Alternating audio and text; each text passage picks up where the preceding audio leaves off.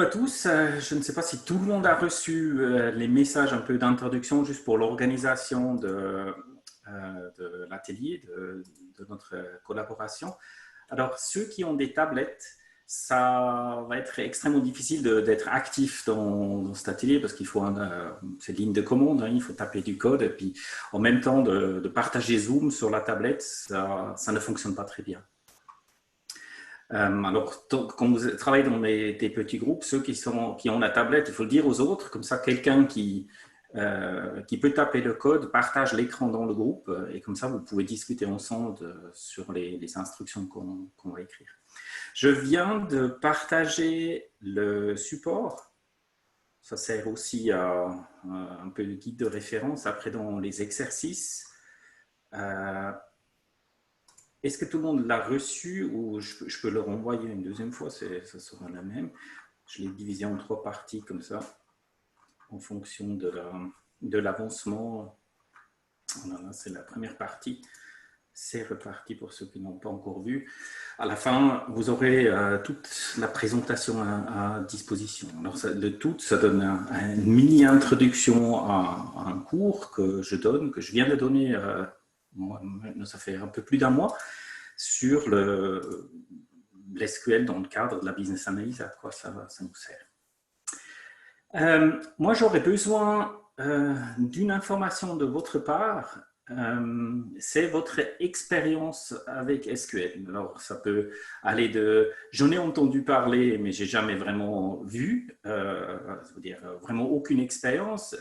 Moyen, ça serait « j'ai déjà fait, mais ça fait longtemps et je ne suis pas sûr ». Et puis, ceux qui maîtrisent, ce sera la 3e catégorie. Alors, si vous ouvrez dans la Zoombar, vous avez un volet qui s'appelle « Participants ». Ça va ouvrir la liste des participants. Malheureusement, je ne peux pas la montrer parce que Zoom n'affiche pas les fenêtres de Zoom. Et là, vous avez des boutons en bas, des boutons verts, le check vert, une croix rouge, avancement, recul, etc. Alors, si vous comprenez, si vous êtes expert, non, si vous maîtrisez SQL, vous mettez le check. Si vous ne connaissez pas du tout, vous mettez le nom, la croix sur le fond rouge. Et si c'est mezzo, ben vous mettez les deux. Ça va m'aider à créer les groupes ou de déplacer des gens dans des groupes pour que j'essaie en tout cas dans chaque groupe qu'il y a quelqu'un qui a un peu d'expérience. Comme ça, on peut s'entraider, ce qui rend la chose un peu plus facile pour tout le monde aussi. Petite remarque, Oliver, il paraît qu'il y a des gens qui sont dans la file d'attente encore. Si tu peux juste il n'a jamais été activé. Ils n'ont pas le bon lien. Ok, je leur envoie le bon lien. Oui, parce qu'il n'y a pas eu de salle d'attente sur cette réunion. Il me semble. Et puis, dans les participants, je ne vois pas non plus qu'il y a des gens qui attendent. Je pense que ce n'est pas le bon lien. J'envoie le lien. Ok. Désolé. Ah, on ne peut pas mettre les deux? Alors, si c'est moyen, si on ne peut pas mettre les deux options, mettez un bleu. Voilà, comme ça, on a les deux. Alors, vous avez le temps de faire ça. Je vais raconter un peu mon histoire. Et puis, c'est quand ça commence avec les ateliers, j'aurai les informations. Après, on aura naturellement les gens qui n'osent pas mettre le vert. C'est où qu'on vote, pardon? C'est dans la liste des participants. En bas, il y a quelques boutons là, un check, un X. Il faut ouvrir dans la Zoom bar là où il y a micro, caméra, et là il y a participants de bonhomme. Tu cliques là-dessus et puis ça ouvre la liste. Bien. Ok. Je vais m'occuper de ça après tout à l'heure. Je vous laisse faire tranquille. Je vais raconter un peu mon histoire. Alors, comme vous savez, je travaille au sein du comité d'IBA. Je suis trésorier, mais je fais aussi autre chose. J'ai une certaine activité lucrative. Et j'ai commencé dans l'informatique dans les années 80. Et mon premier contact avec SQL, c'était autour de 1988. Avec un moteur de base de données qui s'appelait RDB, Relational Database, sur VAX, VMS. La plupart des gens ne connaissent pas, c'est vraiment du très très vieux équipement. À l'époque, c'était révolutionnaire. Les théories des bases de données relationnelles, ça s'était développé au début des années 60. Mais l'infrastructure informatique a pris du temps pour mettre à disposition ce type de base de données à des performances utilisables. Normalement, à cette période-là, on était encore sur des fichiers indexés séquentiels, peut-être des clusterisms, ce genre de choses. C'était assez révolutionnaire. J'ai juste une image. Là, ça, c'était mon poste de travail, un terminal DEC. L'été 220, on avait le choix entre orange sur noir ou vert sur noir, en fait, à l'époque. Vous imaginez l'idée. J'ai changé... un peu après 89, j'ai fait du SAP, je suis passé sur IBM et là, il y avait rien en fait. Alors j'ai dû recommencer ou apprendre à faire sans les bases de données relationnelles. Voilà mon terminal à l'époque. Ceux qui ont travaillé à cette époque-là avec ces claviers, ils sont extraordinaires parce qu'ils sont au niveau physique, ils sont vraiment super. Ils ont une grande résistance. Et par contre, les claviers font beaucoup de bruit. Sur ce modèle-là, on ne le voit pas très bien, mais moi j'avais un modèle où mon pavé numérique était un peu plus grand et j'avais d'autres touches sur le pavé numérique. Et notamment dans SAP, on pouvait travailler avec une seule main. C'était assez innovateur à l'époque. Mais bon, allons revenir sur DB2. En 1994, je suis resté dans le monde IBM, il y avait DB2. Voilà mon terminal. À l'époque, là, on commençait à avoir des PC, des émulations, etc. 95, Informix, Sybase, ça c'était un peu le challenger. Il y avait OLAP, une autre technologie. C'était pas des bases de données relationnelles, c'était une autre proposition de base de données pour faire des data warehouse, en fait, ça a disparu, ce genre de choses, en fait. Voilà, je travaillais sur Mac à cette époque-là. C'était mon Power Mac, je crois 60 à l'époque. Fin du siècle passé, j'ai fait une petite excursion sur Oracle, et puis après, à partir de 2000, ça s'est vraiment démocratisé. Il y avait de l'open source, MySQL, Postgres, Microsoft SQL Server, du embedded avec SQLite, etc. Et depuis 2010, à peu près, j'en fais plus.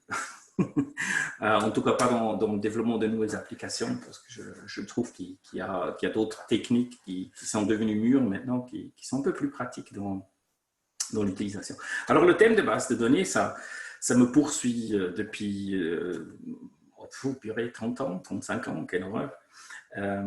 Allons voir ce que je me rappelle encore de cette vieille histoire. Alors, tout d'abord, SQL, qu'est-ce que c'est? C'est un langage, ça s'appelle Structured Query Language.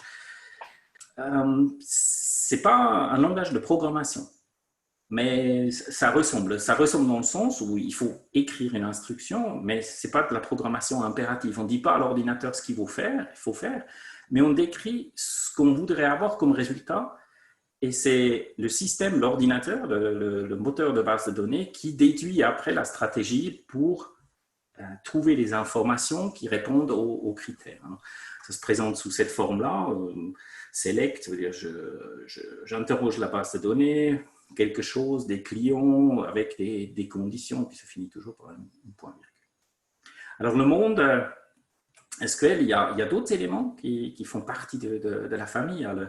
Alors, SQL, ça fait partie du Data Query Language, c'est-à-dire l'interrogation de la base de données, mais il y a aussi Data Definition Language, où on crée la base de données, Data Manipulation Language, où on la met à jour, Control Language, je crois que c'est sur les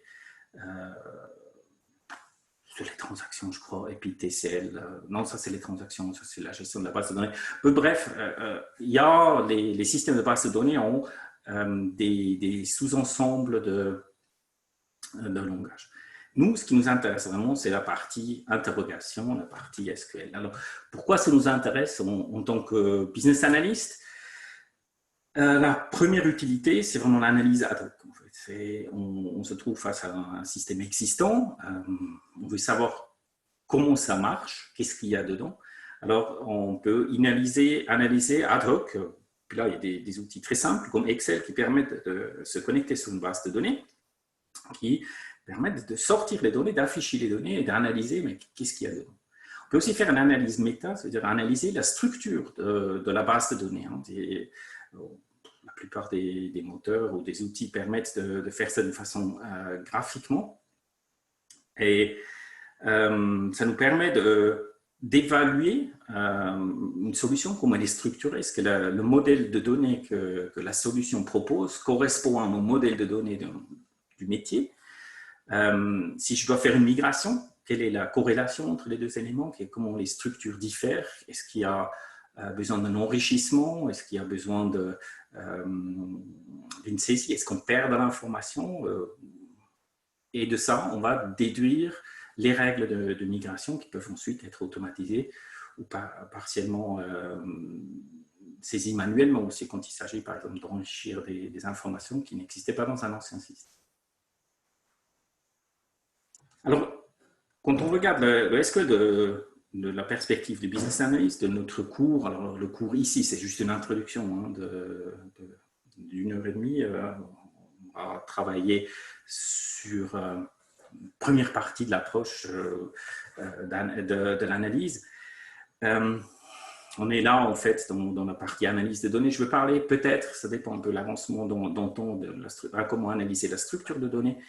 Et on peut aussi être amené à faire un design d'une base de données temporaire qui nous permet de faciliter une transition de données, une migration de données. Ça, c'est vraiment dans le giron de la business analysis. Ce qui ne fait pas partie de ça, de la perspective business analysis, en tout cas, c'est l'administration de base de données. De créer la base de données, de gérer l'espace, la performance, etc. Tout ça, ça fait partie de l'administration. On ne va pas s'occuper de la sécurité non plus. Ça pourrait être un thème marginal dans l'analyse, hein, si on faut faire un audit de sécurité ou s'il faut faire une analyse qui a droit à quoi dans une base de données pour reporter ces mêmes autorisations dans un nouveau système, par exemple, mais c'est plutôt marginal. Et puis surtout, ce qu'on ne va pas faire, c'est qu'on ne va pas faire le design d'une base de données pour une application, pour une solution. Alors, bien que le design definition fait partie de la business analyse, on va créer des modèles de données qui reflètent la structure des informations dans le métier, mais pour la réalisation d'une application, on prend des décisions techniques ou on fait un certain choix d'implémentation, d'architecture qui sont spécifiques par rapport à l'environnement, par rapport à l'infrastructure, par rapport au langage de programmation et l'architecture de l'application. Alors cette partie-là, il faut laisser aux développeurs, aux architectes qui vont faire ce travail-là. Alors ces thèmes-là, ça sera couvert par des certifications style Microsoft, Oracle, etc. qui proposent. Alors là, maintenant, la pub pour le cours. Alors, cette partie-là, c'est extrait d'un cours que je viens de donner au début du mois de juin. Et j'ai agendé une prochaine session pour octobre où on va revoir entièrement ce qu'on va voir ce soir, mais surtout on va approfondir des éléments et surtout donner un peu du hands-on en fait, mais comment dans la réalité, comment on fait. On n'est pas dans un environnement ou dans une pensée de programmation, je ne dois pas faire la requête parfaite, mais quelle sera une approche rationnelle en fait d'analyse de données, surtout avec l'infrastructure qu'on a autour encore, notamment Excel et la combinaison entre SQL pour chercher les données et Excel pour l'analyse, ça donne un outil très très puissant d'analyse. Voilà. Alors ça, c'est la petite introduction d'où je viens, quel est l'objectif de ce soir. On va tout de suite plonger dans le vif du sujet. Ah, juste, je vois Ours, l'audio marche, mais pas la vidéo. Ça s'est réglé entre-temps? Oui, c'est bon, ça s'est réglé. Bon. Ah, ok, parfait. Ok, super. Alors, la première instruction, ou l'instruction principale que l'on va utiliser, c'est l'instruction de select, la requête, l'interrogation de la base de données qui commence par select.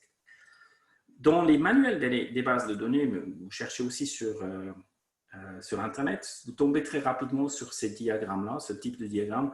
C'est un diagramme de chemin de fer. Il y a un début du parcours, en fait, et puis on suit les flèches, et là, il y a des aiguillages, on peut choisir son parcours, naturellement, en fonction de ce qu'on a envie de faire. Et puis, on peut...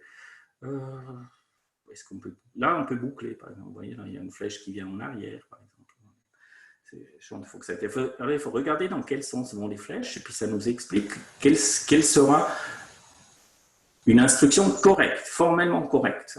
C'est un diagramme de syntaxe. C'est comme l'orthographe dans une langue humaine. Ça ne veut pas dire qu'elle est correcte dans le sens que le résultat correspond à ce que je veux dire. C'est la même chose qui correspond à la sémantique, en fait. Qu'est-ce que je veux exprimer par cette instruction? Syntaxe, facile à régler, sémantique, un peu plus compliqué. Alors, un exemple d'un diagramme où je parcours. Alors, je veux choisir dans ma base de données où il y a une table qui s'appelle client customer, des clients, je veux dresser une liste des noms.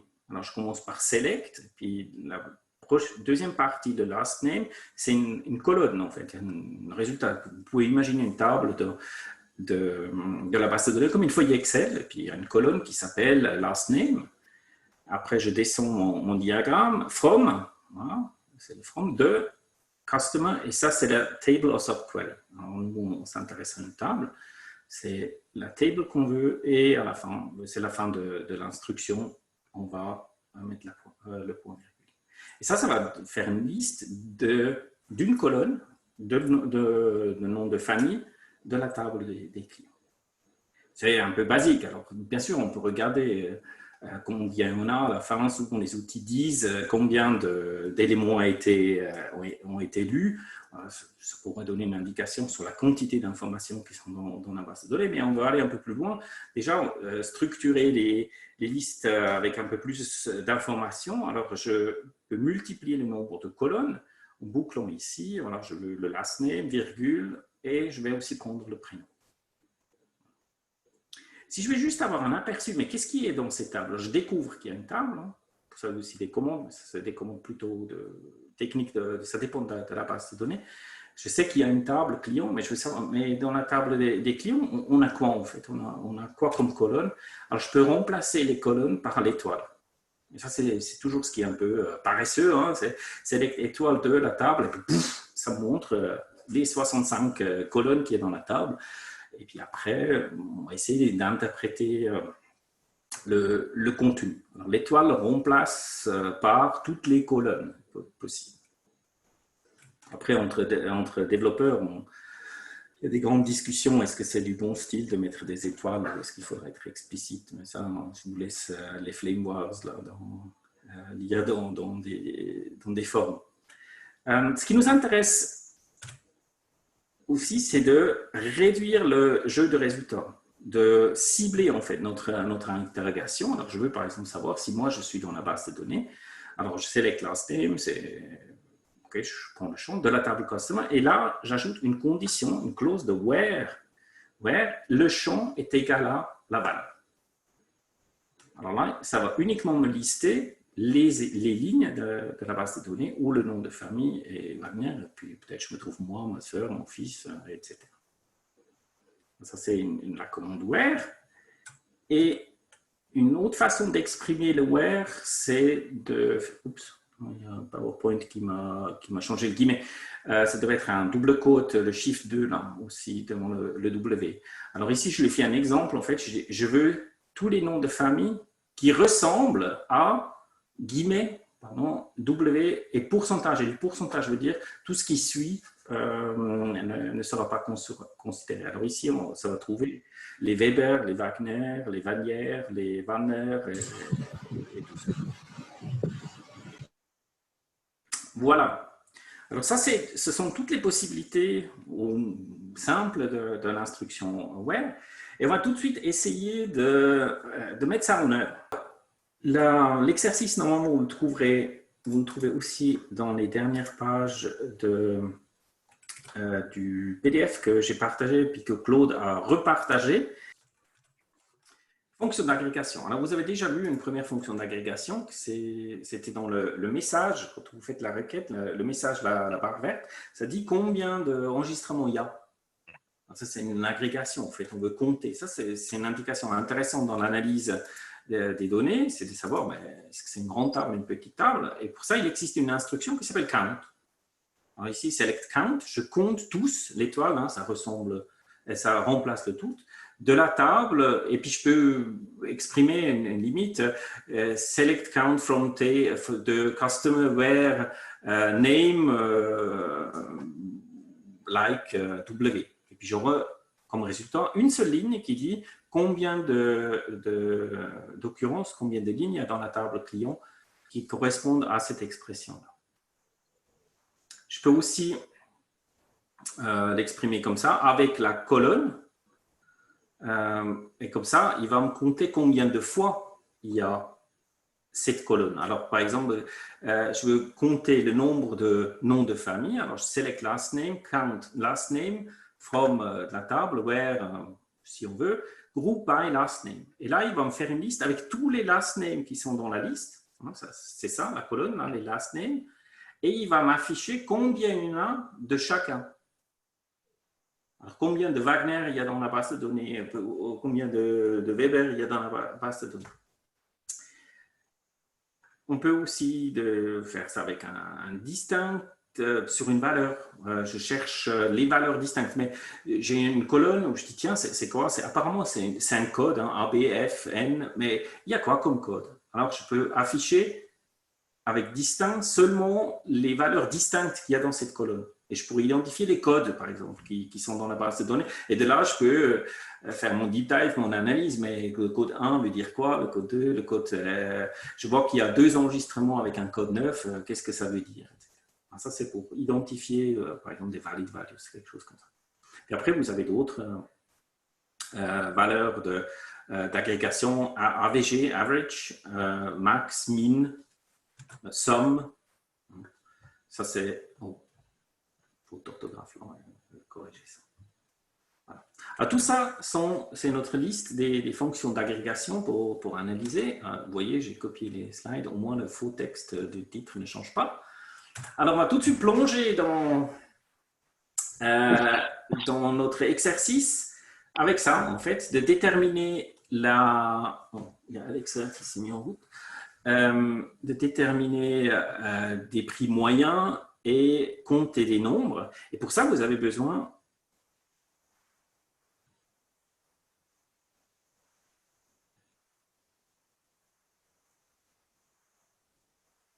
voilà. Alors, réfléchissez. Là, on va faire un petit... comment dire théorie.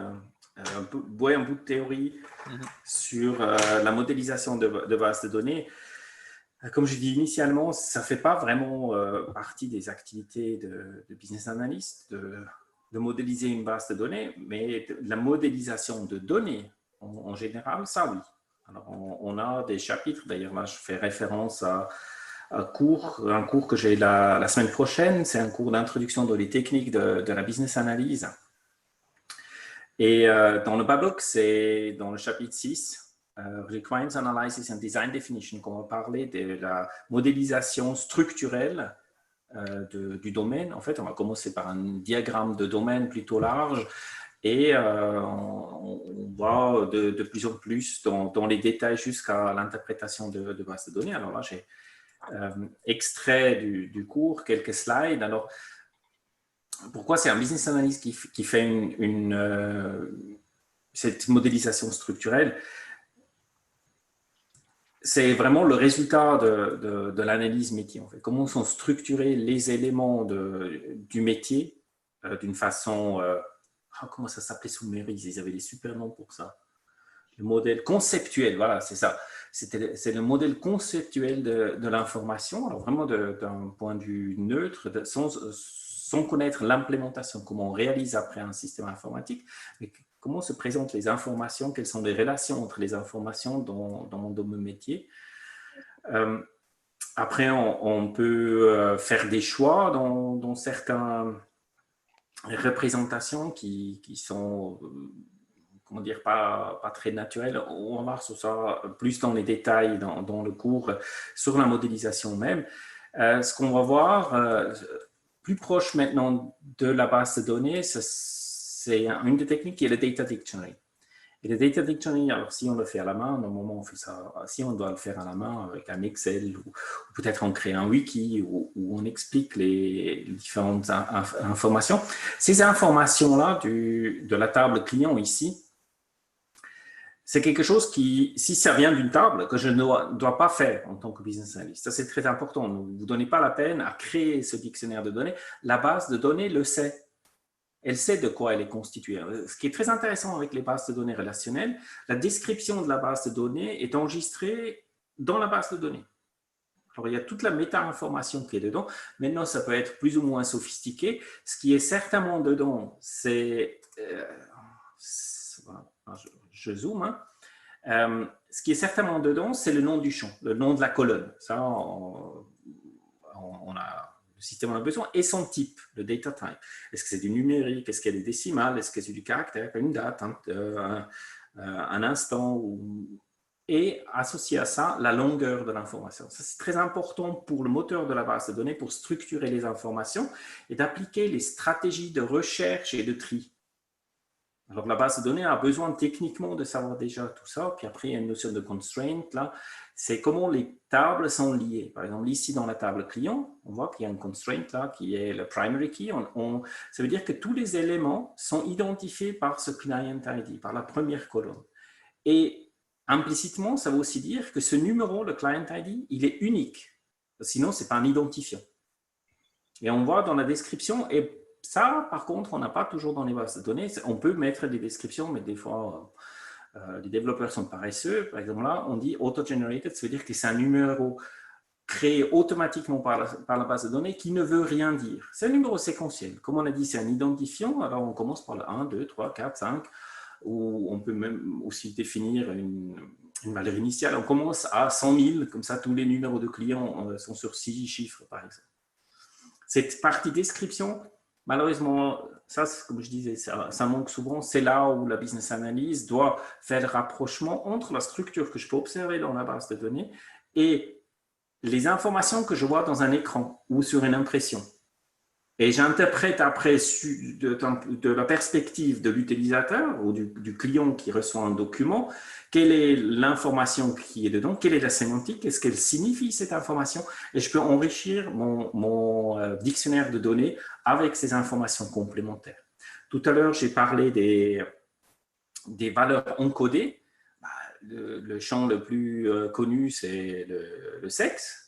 Je vais trouver des valeurs dans la base de données, puis je vais interpréter M et F ou M et W ou 0, 1. Si c'est 0, 1, ça devient tout de suite compliqué parce qu'on ne sait pas lequel est lequel. Alors, il faudrait par inférence, j'analyse les données et je découvre que les personnes avec un nom féminin ont le 1, alors je présume que les hommes c'est 0 et les femmes sont 1. D'ailleurs, il y a eu un grand couac en Australie il y a quelques années par un jugement du tribunal, je ne sais pas, style tribunal fédéral de l'Australie. Ils ont décidé qu'on peut aussi avoir un sexe neutre, indéfini. Et ça crée pas mal de problèmes dans les bases de données parce que ce n'était pas prévu qu'il y avait plus que 2 valeurs. Et ça demandait un grand effort dans beaucoup d'applications où le sexe était stocké pour introduire cette troisième valeur. Et ça, c'est typiquement une analyse de business analyst, de regarder maintenant, par exemple, ici dans le type de données, le data type, si c'est un caractère, probablement, c'est aucun problème parce que si je mets un M, un F ou un X, ça va très bien. Par contre, si c'est encodé d'une façon binaire, 0 et 1, je n'ai pas de troisième valeur. Et à ce moment-là, il faut restructurer les informations et c'est là où on est vraiment dans l'analyse des besoins de transition. Alors ça, c'est l'analyse de l'information. On peut aussi analyser la structure des informations. Alors là, on va parler des entités et de leurs relations. Alors, ceux qui veulent faire la certification CBAP, il faut bien savoir par cœur cette slide-là, parce qu'il y aura des questions là-dessus. Ils aiment bien ça. On n'a jamais fait ça en Europe, cette notation-là, ou c'est peut-être quand on utilisait un outil de modélisation américaine américains qu'on était confrontés à ça. Mais vous voyez là, il y a ces trucs bizarres, là, les crowdfoot, qui indiquent dans une relation entre deux éléments. Là, on est dans un domaine d'une école. Dans une école, il y a des cours et il y a des instructeurs. Et quelle est la relation entre les deux? Apparemment, c'est une relation ici, teachers. Alors, un instructeur enseigne dans un cours. Et dans cette relation-là, combien de participants il y a? Alors là, ce qui est exprimé, c'est de ce côté-là, je vois qu'il y a le pied d'oiseau là, ça veut dire qu'il y en a plusieurs. Et puis, quand il y a une barre verticale, ça veut dire qu'il y en a un. C'est-à-dire que quand cette liaison existe, dans cette liaison, il y en a un ou plusieurs cours. Et si je lis dans l'autre sens, un cours est enseigné par, et là j'ai 2 barres verticales et c'est là où j'ai un peu de peine, c'est un et seulement un. Alors nous en Europe, on a plutôt l'habitude de mettre les chiffres, hein, parce que nous on sait lire. Alors c'est beaucoup plus facile. D'ailleurs, ce n'est pas une blague, hein, l'histoire de savoir lire. Quand j'ai travaillé pour l'armée, on a acheté en Suisse, il y a une trentaine d'années, des missiles sol-air américains qui s'appelaient Stinger. C'est ceux qui ont fait basculer la guerre en Afghanistan quand les Russes y étaient. Et on leur a demandé la documentation utilisateur de l'arme, en fait. Et ils sont venus avec un cartoon. C'était des images, en fait, parce que chez les Américains, à l'armée, ils ne peuvent pas compter dessus que l'utilisateur saura lire. Alors, il faut lui donner des images. Ça fait très bizarre. Après, moi, je devais écrire le règlement en général. Nanana. Voilà. Ceux qui ont été dans l'association connaissent ces manuels. Voilà, alors ça, vous voyez ici, c'est une représentation graphique des relations. Quand il y a un rond, d'ailleurs, ça veut dire c'est. Alors, comment on apporte ce processus? Je vais juste faire une petite démo. Démo, c'est un gros mot. Comment je vais faire ça? Comme ça. Et j'arrête là. Normalement, vous devriez voir une feuille de papier. Je vais faire de l'élicitation. Je vais chercher un représentant métier. Je vais dire, mais de quoi traite ton école? Dans l'école, nous, on a des élèves. Ça me paraît assez pertinent. Et puis, il y a des instructeurs. Et puis, on a des cours. Et puis, les cours se passent dans des salles, etc. Comme ça, je discute avec l'expert métier et je crée un modèle du domaine.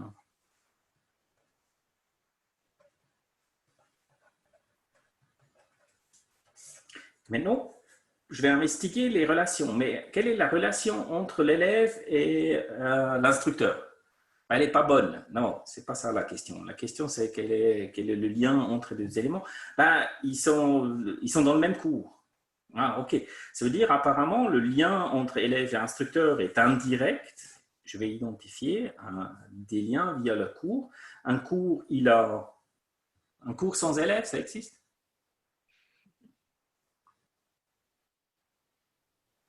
S'ils sont tous courbés, oui.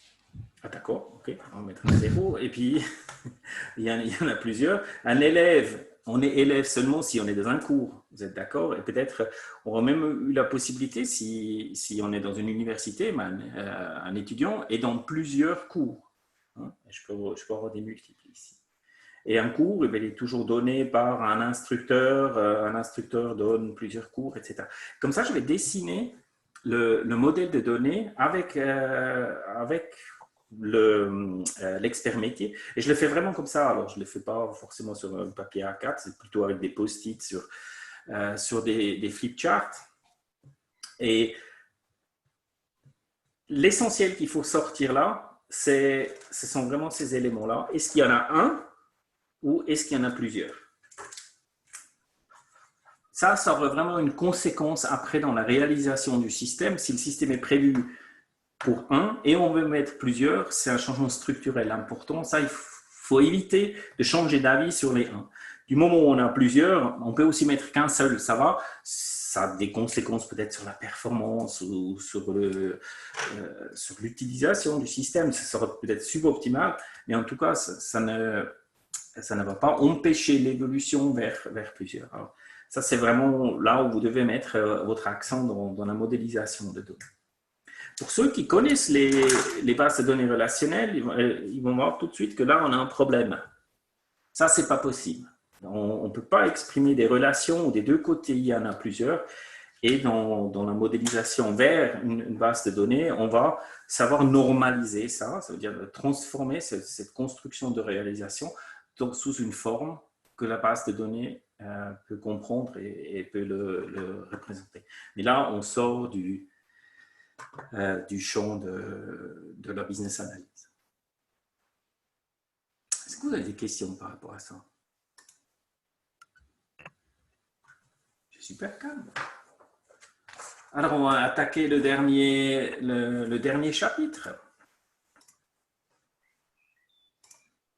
C'est vraiment ces trucs virtuels, c'est d'une vitesse incroyable. Hein.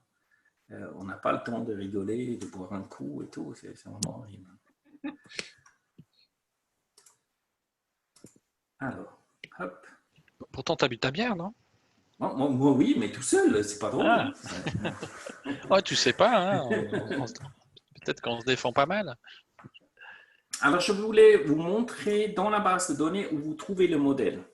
Alors là, vous avez ceux qui ont accès, en fait, vous pouvez voir dans la base de données, vous cliquez sur le niveau base de données, si jamais vous avez cliqué sur un niveau inférieur, et puis en haut, vous avez le concepteur.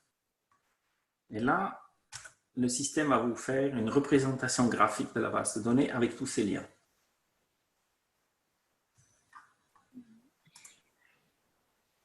Alors, cette base de données-là, telle qu'elle est structurée, elle est très normalisée et c'est pour ça qu'elle est à peine lisible. Il y a des liens dans tous les sens. Là, on voit bien la différence entre ce que fait un business analyst et ce que fait l'IT après dans l'implémentation.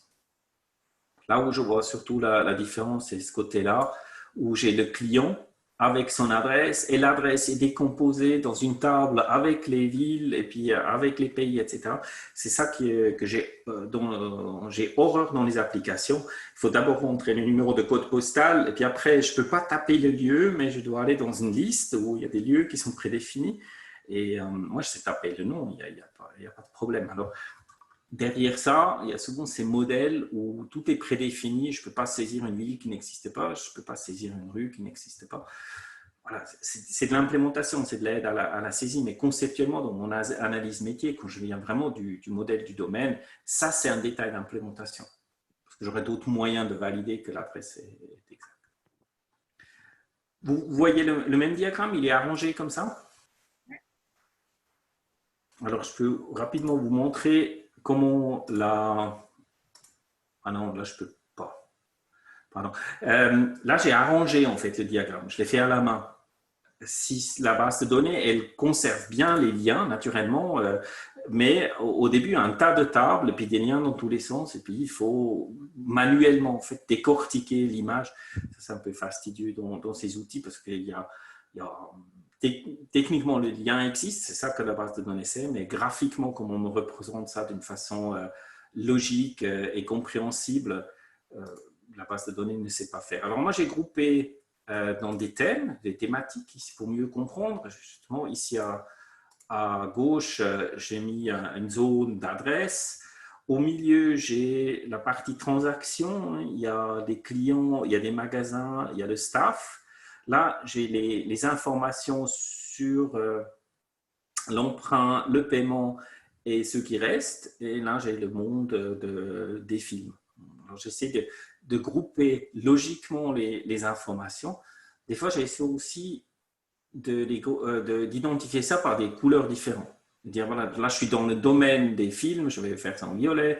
Le domaine de l'argent, je fais ça en jaune. Le domaine de l'organisation client-magasin, je le fais en vert.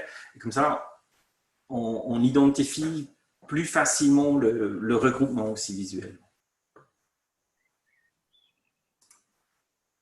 Voilà. Alors, il est déjà tard. Je vais rapidement, mais vraiment très rapidement, parler des jointures. Les jointures, ce sont justement ces liens entre les tables. Et il y a une possibilité de joindre les informations des deux tables. Alors, ce que j'appelle la jointure naturelle, c'est tout simplement dire ce que je veux, la colonne, ou les colonnes. Cette fois, je dois les qualifier en indiquant le prénom, en fait, le nom de la colonne, le nom de la table et le nom de la colonne. Et pour faire la jointure, j'indique simplement ici, je vois le lien et je vais dire le Custom ID de l'un et doit être le même que le Custom ID de l'autre côté. Ça fait sens. Hein? Si je veux, pour un emprunt, identifier le bon client, je vais chercher dans l'emprunt l'identifiant du client et je vais le relier à l'identifiant de la table des clients. Ça, c'est la jointure naturelle. Elle est dangereuse. Si j'oublie de mettre cette clause where, le système va faire ce qu'on appelle une jointure cartésienne, c'est-à-dire toutes les lignes de rental vont être reliées à toutes les lignes des clients. Ici, j'avais quoi? J'avais 16 000, je crois, dans rental. J'ai 1000 là. Alors, c'est 16 000 fois 1000, ça fait un résultat, c'est très, très grand. Ce n'est pas très bien de faire ça. Mais pour faire une jointure rapide, il suffit d'identifier, quand je connais les clés, là, de relier ces deux clés par tout simplement une clause where, hein, ici. D'une manière plus propre, il y a une instruction qui s'appelle join, la jointure. Alors, je fais une jointure de la table 2, de la table 1, pardon, sur la table 2 en exprimant les clés. C'est exactement la même chose que tout à l'heure.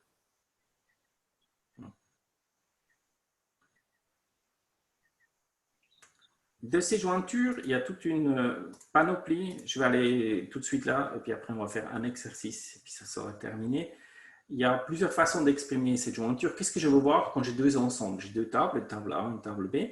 Par exemple, ici, le inner join ou la jointure simple, c'est de voir ceux qui existent dans les deux. C'est l'intersection qui m'intéresse.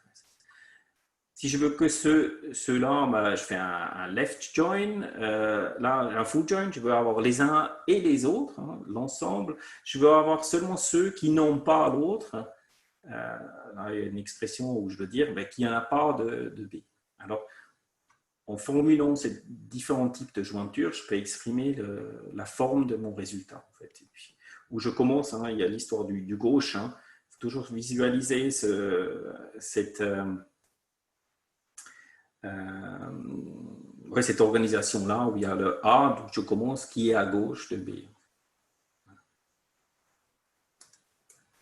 Alors, dernier exercice, on va revenir à ça. C'est de faire un exercice sur les jointures en utilisant la syntaxe là, les join ou les jointures naturelles, lister les clients avec leur adresse. Et puis, les emprunts qu'on a déjà fait. Ah oui, de faire une relation entre les clients et leurs emprunts. Qu'est-ce qui se passe si on commence d'un côté ou de l'autre? Si on commence par les emprunts comme première table ou les clients? Les films et puis les acteurs. Alors peut-être les deux derniers, c'est la même chose que la première. Si vous arrivez à faire les deux premiers, c'est déjà très très bien. Vous avez compris le concept. C'est mieux comme ça. Merci beaucoup. Alors, on a fini pour aujourd'hui parce que le temps est écoulé. Normalement, ça se passe pas aussi vite. Hein. C'était pour donner un peu l'aperçu jusqu'où ça peut aller. J'ai bien compris que la courbe d'apprentissage là est un peu plate. Alors c'est difficile. Mais sur une journée, on arrive bien à prendre en main le SQL et puis l'intégration avec Excel. Si vous avez des questions. On est d'accord, il faut bien une journée pour apprendre tout ça, quoi, minimum. Alors, c'est ce qu'on a fait là, on le fait peut-être avec 1 heure de plus. Mais... Une grosse heure, alors, ouais, ok. Plus la pause, hein, et puis... D'accord.